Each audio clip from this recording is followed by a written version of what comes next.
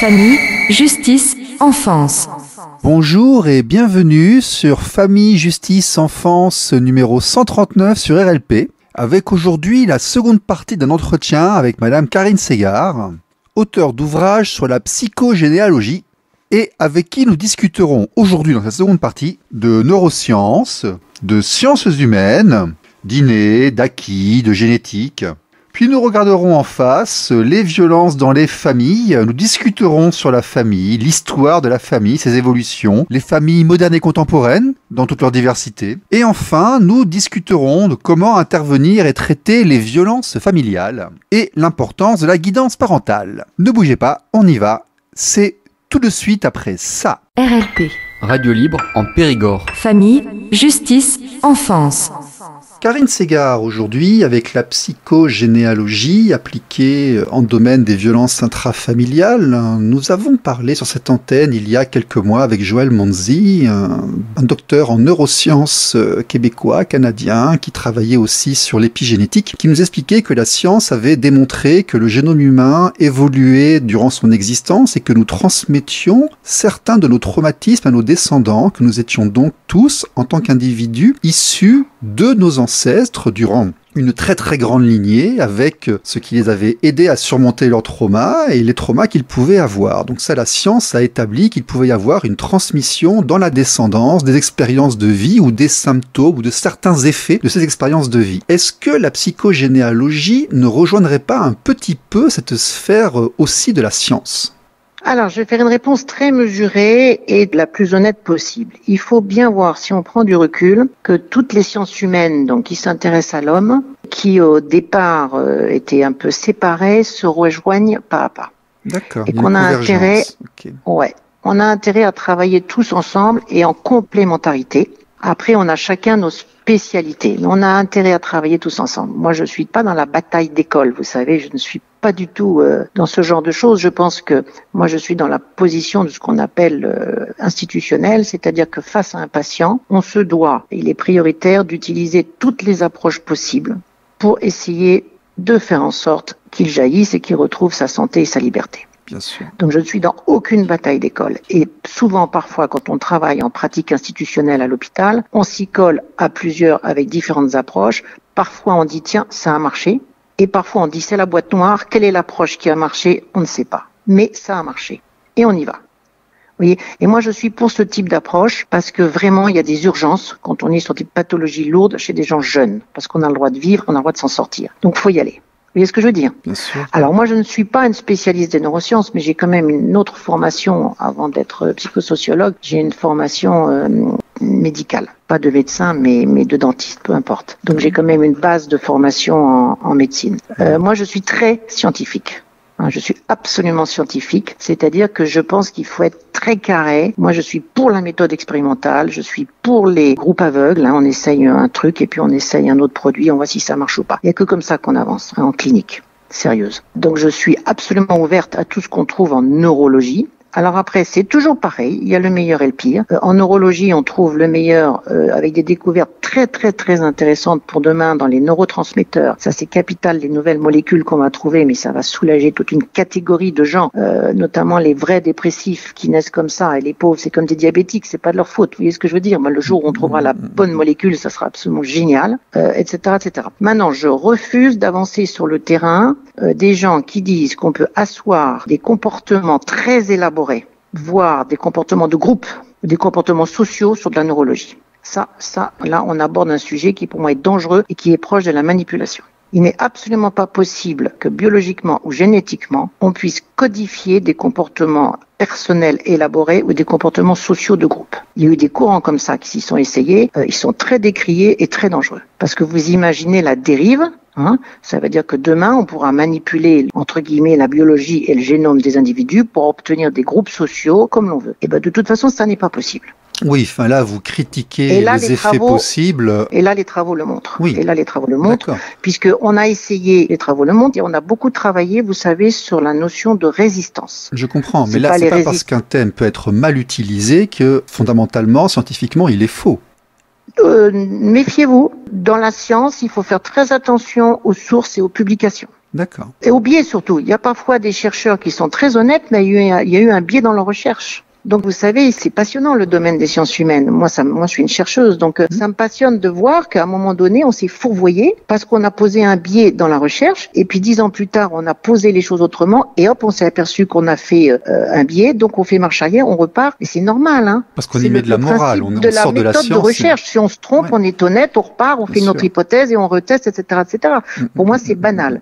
Mais il faut faire attention. Il y a des secteurs qui sont entre guillemets qu'on a abandonnés parce que ça marchait pas, mais qui ont été très popularisé, voire dans des romans ou dans des films, parce que ça faisait un peu, comment dire, un petit peu peur, un petit peu de frémissement, hein, dire que des comportements sociologiques sont codifiés génétiquement. Oh là là, c'est la neuroscience de comptoir. Dans Monsieur Monzi nous expliquait par exemple son papa qui avait été fait prisonnier par les Allemands en Belgique et qui était très inquiet parce qu'il ne voyait pas ses enfants et qui après la guerre a fait effectivement Monsieur Monzi, et Monsieur Monzi, quand il a eu ses enfants, il avait une angoisse, où sont mes enfants? Il disait, cette angoisse de où sont mes enfants, en fait, je l'ai hérité de mon père. Et il dit, génétiquement, chromosomiquement, c'est à cet endroit-là, comme ça et autres. Donc je n'ai pas hérité le fait qu'à 21 ans, il se passerait ceci. J'ai hérité de l'association enfant-inquiétude. C'est comme ça qu'il essaie de me l'expliquer.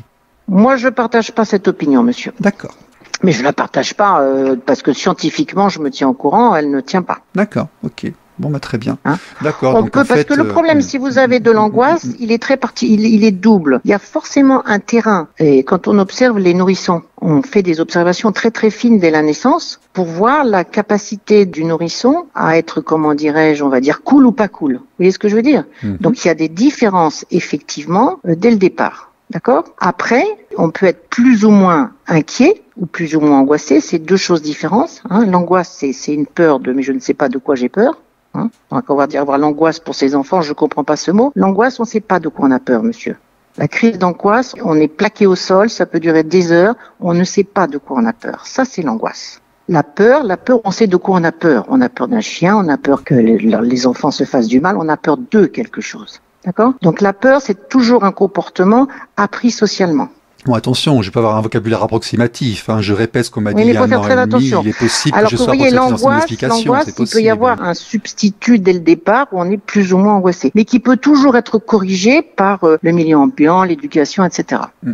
Donc l'angoisse ne se transmet pas. Non, mais là, on revient sur la question initiale, l'inné, l'acquis. Il y a forcément un acquis par rapport à l'expérience, mais il y a aussi un inné qui, après l'épigénétique, exact. Mais le plus important dans l'inné et l'acquis, c'est qu'il n'y a plus de débat. L'inné et l'acquis sont en interaction. Oui. Je peux être porteur d'un certain génome et je peux tout à fait, par exemple dans certaines maladies, et je peux tout à fait faire en sorte que ce génome s'exprime plus ou moins après parce que je vais prendre des médicaments ou parce que ça va être corrigé. Et il n'y a pas, si vous voulez, si vous avez fait un peu de génétique, moi je suis très, comment dirais-je, féru de génétique parce que je pense que ça c'est un secteur remarquable de recherche pour comprendre les choses. La génétique, vous savez, ne peut pas codifier ce qu'on appelle des comportements sociaux. Un comportement social, c'est par exemple j'aime la choucroute. Un comportement social, c'est j'aime Madame Machin. Un comportement social, c'est j'aime mes enfants, je conduis ma voiture. Il n'y a pas de gène pour ça, monsieur. Non, ça n'existait pas.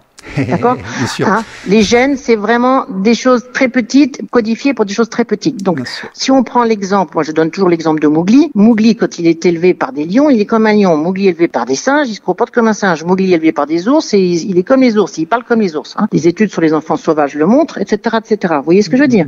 Donc, on n'obtient pas grand-chose avec cette foutue génétique. Vous voyez? Le social est plus important, mais le social est en interaction avec la génétique, et ça, c'est merveilleux. Ça veut dire qu'il n'y a pas de condamnation par la génétique. D'accord? D'accord. Mais il n'y a pas d'angoisse génétique, il n'y a pas de gène de l'angoisse, il n'y a pas de gène de la peur, ok?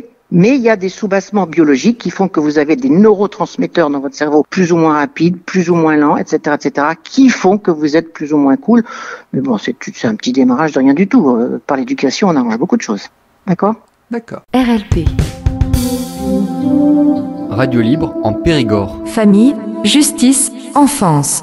Dites-moi, le sujet des violences intrafamiliales est très actuel. Nous allons dire, heureusement, nous avons aujourd'hui dans notre société la capacité de le regarder en face, de s'en occuper. d'essayer de l'affronter, de le résoudre. Nos ascendants avaient des façons d'éduquer les enfants très différentes de celles d'aujourd'hui. À une époque pas si lointaine où la boucle de ceinture était encore dans les mœurs. Aujourd'hui, on n'y pense même pas. Donc, nous avons une progression, effectivement, qui est appréciable. Néanmoins, est-ce que vous pouvez quand même nous confirmer un petit espoir, là, ces histoires d'inceste dans les familles et autres, ce n'est pas majoritaire tout de même. Je veux dire, tous les hommes ne se comportent pas mal.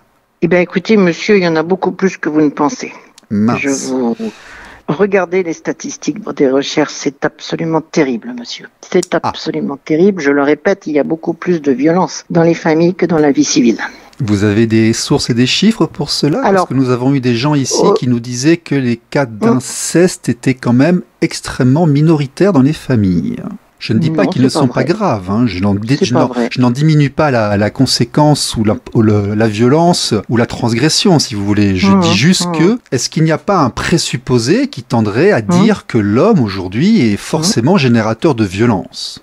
Vous employez l'homme en termes de sciences humaines, parce que c'est l'homme au sens large, homme ou femme, d'accord? D'accord. Ok.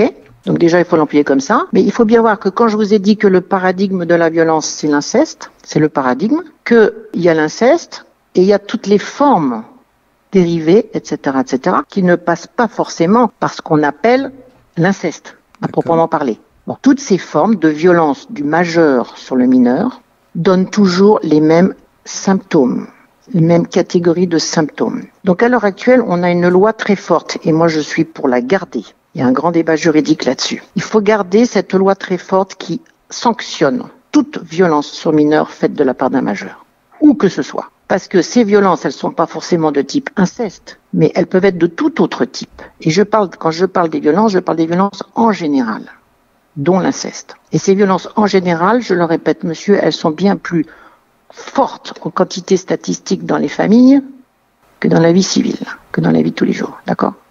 Le grand danger à l'heure actuelle pour l'enfant, parce que mon sujet c'est l'enfant, il est dans les familles. Les statistiques sont là. C'est terrible. Oui. Alors, est-ce que nous pouvons prendre 30 secondes pour aller chercher ces statistiques sur Internet ? Écoutez, vous regarderez parce que chaque année on évolue, ça dépend on arrive de mieux en mieux à cerner le problème parce que le problème de ces statistiques c'est on a des relevés de police, des relevés de ceci, des relevés de cela. Beaucoup de gens n'osent pas le dire, vous voyez ce que je veux dire, et les statistiques sont en augmentation. Donc ce qui est intéressant c'est de regarder les statistiques au niveau européen, pays par pays, de voir aussi comment là où les pays luttent vraiment contre la violence faite aux mineurs, comme par hasard les statistiques sont différentes. Vous voyez, on va pas dire un chiffre. Je refuse de dire ça. On a fait plusieurs émissions ici. On a énormément de mal à avoir les statistiques sur les divorces, les recompositions, les droits de garde. C'est très compliqué d'avoir les statistiques. Donc il faut pas faire une bataille de chiffres. Mais par contre, une chose est sûre, c'est que une famille est plus dangereuse que ce qui se passe partout dans la rue. D'accord ? Oui, bon, nous on a du mal à voir les chiffres. On a beaucoup de gens qui font de l'instrumentalisation sur des chiffres qu'on a aussi du mal à avoir, si vous voulez. Je fais exprès de vous titiller un petit peu. Je rentre dans l'ADN un peu de l'émission et autres. C'est volontaire, le prenez pas mal.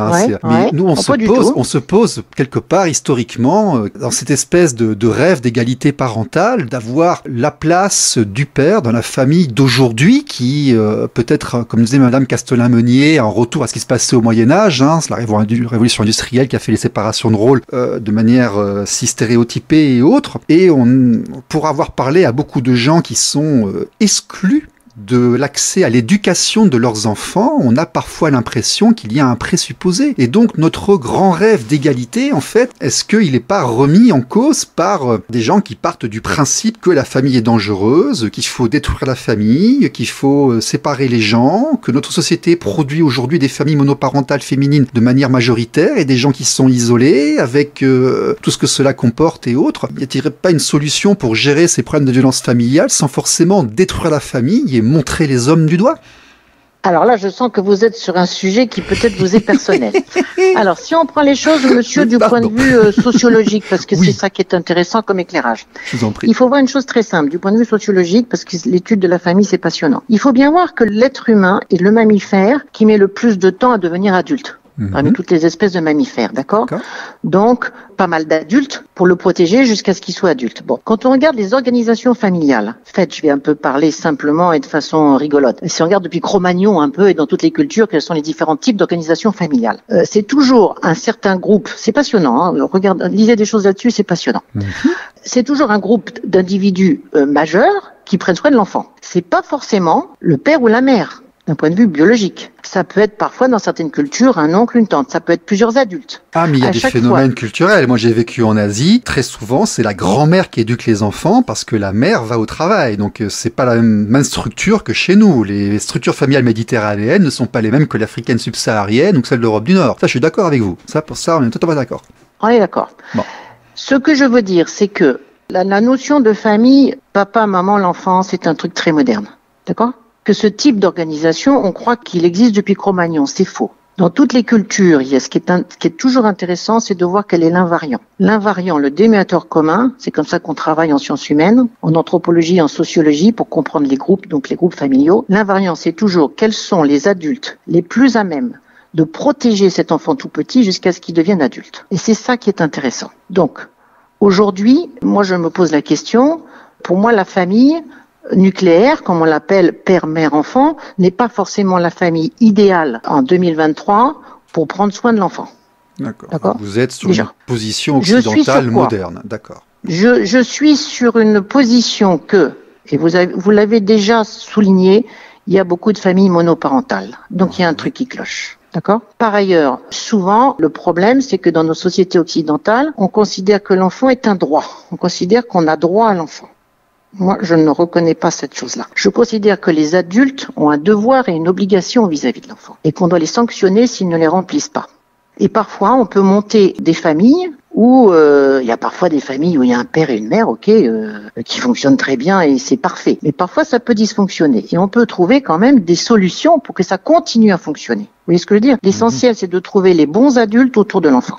C'est ça le plus important. Donc là, vous partez sur les thèmes de la famille tribale, en fait. Non, c'est pas le groupe forcément qui éduque tribal, l'enfant, comme dans mais par exemple, pas forcément tribal, mais je pense qu'il faut faire évoluer la notion de famille. Un petit peu, la famille judéo-chrétienne, elle est un peu morte, entre guillemets, excusez-moi, parce qu'il y a, comme vous dites, beaucoup de familles monoparentales, c'est un vrai problème de PMA, beaucoup d'enfants qui viennent d'un ventre d'un autre, etc., etc. Moi, je pense aux enfants.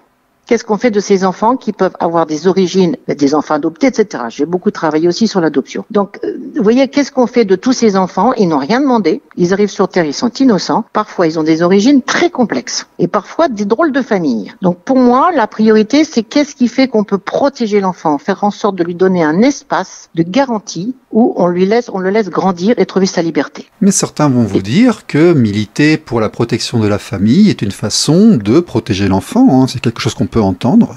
Oui, alors c'est des gens qui vont militer pour la famille, mais quel type de famille ? Je peux pas donner un blanc-seing à n'importe quel type de famille, puisque les familles les plus violentes sur les enfants sont les familles hétérosexuelles. Alors je choisis quelle famille ? Si vous voulez, la famille hétérosexuelle. Quel modèle ? Alors, on a eu plusieurs avis qui sont passés ici. Hein. Ah oui. Moi, j'ai parlé aussi. Oui.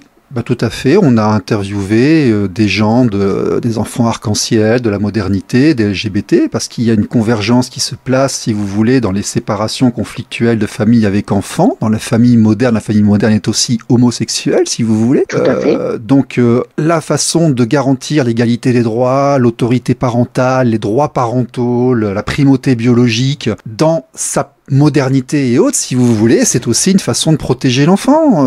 Donc, je vois pas, en fait, si vous voulez, cette histoire de modernité, d'homosexualité, pour moi, c'est un peu une tarte à la crème. Si on part dans une notion de famille, qu'elle soit hétérosexuelle, homosexuelle, beaucoup de gens m'ont expliqué ici qu'un enfant était un triptyque, qu'il avait besoin de ces deux composantes, et que le priver d'une de ces composantes engendrait des troubles qui étaient assez importants. Donc, nous avons des familles homosexuelles avec des enfants qui se séparent. Il y en a assez peu. Je demande régulièrement aux intervenants que j'ai en consultation, ça reste assez minoritaire, mais ça arrive et ça existe. Donc on en tient compte effectivement, même s'il y en a assez peu dans les chiffres, si vous voulez. Ce sont des gens qui, lorsqu'ils vont aux tribunaux, parce qu'ils se fâchent, et qui vont se séparer, sont confrontés à une perte de leur accès à l'enfant et à des injustices encore plus significatives que la famille hétérosexuelle, si vous voulez. Et pour nous, oui, je suis au courant. Voilà, vous voyez, c'est extrêmement important. Donc il y a une convergence quelque part dans la défense du lien parental entre l'enfant et le parent, quel que soit le type de famille. Donc la question n'est pas quel type de famille hétérosexuelle, homosexuelle voulons-nous, c'est quel type de groupe autour de la famille. RLP.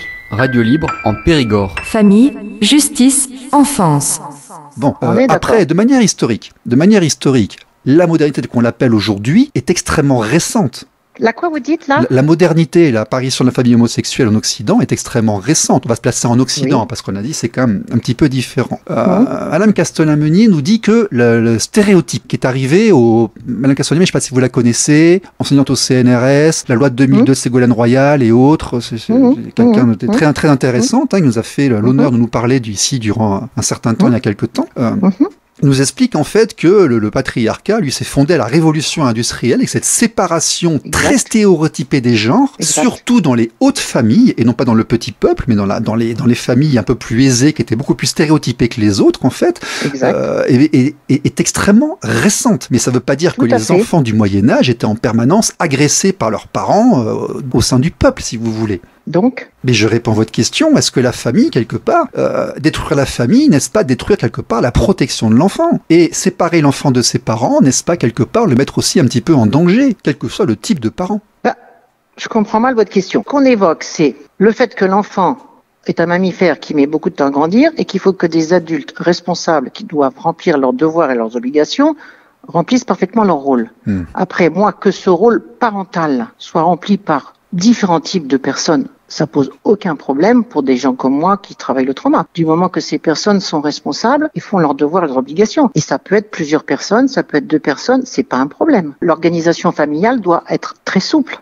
Tout doit être possible dans l'intérêt de l'enfant et uniquement dans l'intérêt de l'enfant. On peut imaginer, je sais pas, dans les cas d'adoption, on peut faire des montages très sympathiques où on devrait pouvoir faire ça. Vous avez des familles très simples qui sont capables d'adopter des enfants et d'être des parents formidables. Notamment, il y a des familles d'accueil qui demandent au bout d'un certain temps à adopter les enfants, à donner leur nom, mais qui n'ont pas forcément les moyens. Et donc, on peut imaginer qu'une troisième grande personne prenne soin de cette famille en étant simplement, en faisant en sorte de donner l'argent nécessaire pour l'éducation. Donc là, il y aurait 3 grandes personnes qui prendraient soin de cet enfant. Vous voyez, il faut avoir des montages assez souples, avec des devoirs et des obligations. Vous voyez ce que je veux dire? Intellectuellement, je vous rejoins. Seulement, il se trouve que beaucoup de gens ont une vision extrêmement idéalisée de la société, des capacités des systèmes de protection de l'enfance, de la capacité des tribunaux à gérer les conflits familiaux et autres. On a des audiences qui durent 17 minutes, des temps d'attente de 3 ans, 3 ans et demi, 4 ans. Et donc, la réalité nous montre que malheureusement, dans la pratique, une cellule unie est un meilleur protecteur que l'intervention de l'État à outrance. C'est quoi l'intervention de l'État à outrance?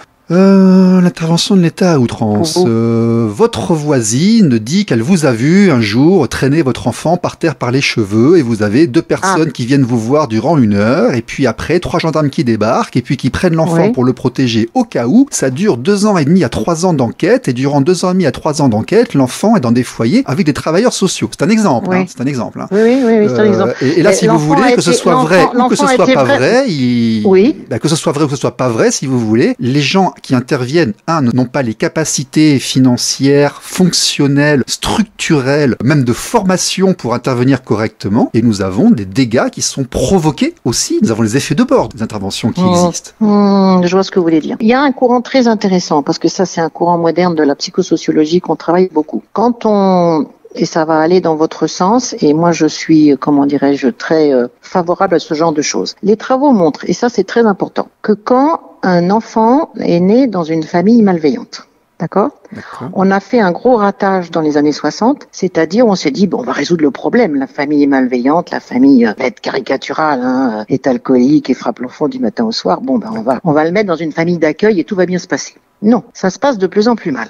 Ça se passe de plus en plus mal parce que l'enfant voit que ses parents sont sanctionnés et du coup se sent coupable et responsable de cette sanction et il dépérit. Donc maintenant on travaille d'une toute autre manière avec des gens justement comme moi dans ma spécialité de violence. On développe ce qu'on appelle, on fait de la guidance parentale. Moi j'ai fait de la guidance parentale, c'est-à-dire qu'on essaye de trouver chez des parents qui a priori sont malveillants pour l'enfant, il y a toujours ce qu'on appelle un noyau de compétences chez ces parents. Et on essaye de développer ce noyau de compétences. Et on peut arriver à de bons résultats, monsieur. Et ça, c'est intéressant. L'enfant reste dans la famille et on peut développer un meilleur niveau de compétences chez cette famille qui, pas à pas, va devenir bienveillante, etc. Et ça, c'est intéressant. Voilà. Ça, c'est de la psychosociologie. On y revient. La formation à être parent, tout à fait. Voilà. C'est un thème qu'on évoque ici régulièrement. Intéressant. Oui, bien sûr. Voilà. Ça, c'est intéressant. Parce que ça résout pas le problème de sortir l'enfant de sa famille, malveillante. C'est quelque chose de très compliqué. Oui, puis des fois, elle ne l'est pas, si vous voulez, mais seulement par principe de précaution, des fois qu'on agit un peu rapidement. Je prends le cas extrême. Bien sûr. Mais il faut toujours raisonner par le cas extrême quand on fait de la recherche. Je porte aussi la voix des gens qui n'ont pas pu voir leurs enfants durant des années pour rien.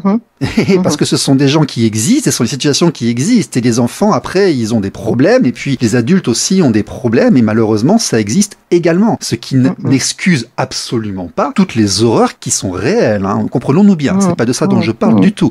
Mais bon, il faut faire attention à essayer d'avoir la plus grande objectivité, de sortir des présupposés lorsqu'on intervient effectivement dans les familles. C'est très compliqué, exact. Et on n'a hélas pas assez de moyens avec les travailleurs sociaux et les tribunaux et les juges familiaux pour faire des enquêtes vraiment approfondies. C'est hélas très triste. Ils n'ont même pas de photocopieuse ou de stylo de couleur. C'est dramatique. Ouais, non, mais c'est terrible. Je crois qu'on a le 47e budget. Le budget de la justice en France est un des plus bas de l'Union européenne. Oui. Et, on est très mal lotis. Et après, on a une très mauvaise posture en France qui est, vous voyez, la posture psychosociologique qui est, à mon avis, la plus moderne, c'est de ne pas mettre les individus sous la loupe, mais de comprendre tout un contexte, qui est, on ne veut pas en France travailler main dans la main avec les travailleurs sociaux, avec la justice, avec la police, etc., etc. Dans les pays où la psychosociologie est bien reconnue et bien établie, comme au Canada ou comme en Belgique, on travaille main dans la main. Surtout au Canada, regardez c'est merveilleux la façon dont ils travaillent. Et en France, on est encore, par exemple, je vais vous donner un exemple, quand on suit les adolescents en France, moi ça me hérisse. Moi je suis un peu ennemi des gens qui suivent les adolescents et les enfants dans mon domaine, où on convoque l'enfant ou l'adolescent tous les mercredis. Ça ne sert à rien. Si vous êtes au Canada, on va pas convoquer l'enfant, on va prendre un observateur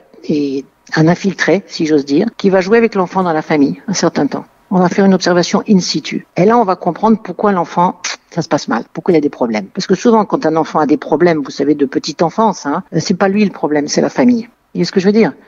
Donc, il faut absolument qu'on change de posture en France déjà si on veut vraiment protéger les enfants et faire quelque chose pour les enfants. Il faut influer sur le milieu dans lequel ils sont, sur la famille, sur l'école, sur, vous voyez, tout ce qui se passe. Vous voyez ce que je veux dire?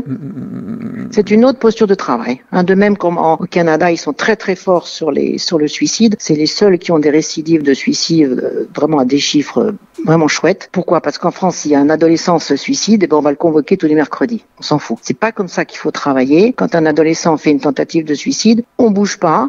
Au Canada, c'est comme ça qu'on bosse. On bouge pas. L'adolescent est dans sa famille. Et là, on convoque tout le monde. On interroge. On a 48 heures, 72 heures s'il faut. Il y a les travailleurs sociaux, la police, le machin, le truc. On interviewe tout le monde. Pourquoi? Qui savait? Quoi? Comment? Qu'est-ce qui s'est passé? Et en fait, on arrive, vous voyez, à comprendre un suicide, c'est pas simplement l'acte d'une personne. C'est tout un entourage qui est concerné. Il y a des complices, une fois de plus. C'est un acte de violence sur soi-même avec complicité. Et de même qu'on peut faire des thérapies sur enfants ou adolescents sans toucher à l'enfant. Uniquement en observant l'enfant in situ dans sa famille et après on travaille sur la compétence familiale. Une fois de plus, j'en reviens à mon sujet favori, sur la guidance parentale.